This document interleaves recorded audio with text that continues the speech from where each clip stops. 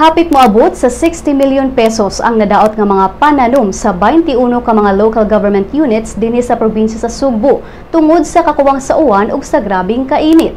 Mato ni Provincial Agriculturist Roldan Sarahena nga kasagaran sa mga nadaot mao ang mga kamaisan nga ang danyos nikabat og kapin sa 20 million pesos. Sunod ang mga tubo kansang danyos miabot og 16 million pesos ug mga sagi nga ang danyos nikabat og kapin sa 12 million pesos. Duol ni Sarahena nga ang kakuwang sa uwan nakadaot sab sa kahumayan, gulayan, mga prutas, mga lagutmon, kalubihan ug ubang mga pananom. Tungod sab sa El Nino hinay ang production sa agricultural sector.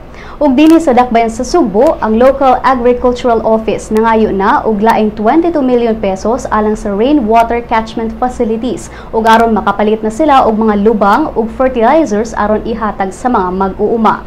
Mato ni City Agriculturist Joelito Baclayon nga bisan og dunay uwan sa syudad, kinahanglan gihapon ang water catchment facility labi na sa mga upland barangay sa dakbayan nga gipaubos sa state of calamity.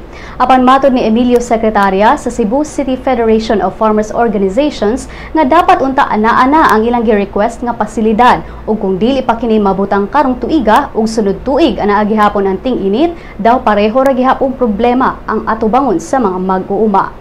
Matod sa Provincial Agriculturist Office nga ang mga apektadong lugar mao ang Alegria, Borbon, Catmon, Tabugon, Sugod, Santa Fe, Barili, Argao, Santander, Asturias, Badian, Consolacion, Madridejo, San Fernando, Balamban, Ronda, Apilang Alcoy, Danao, Bugok, Carcar ug Toledo.